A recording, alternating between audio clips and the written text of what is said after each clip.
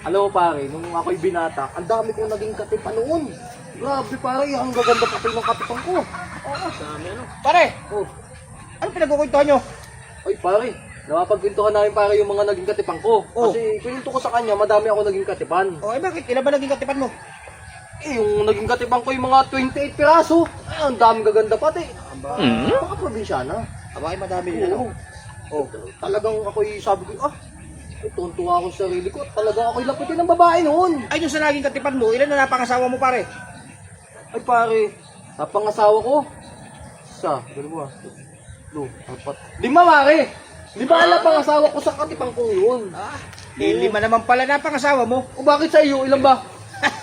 Ay, ako, pare, ang naging katipan ko, 35.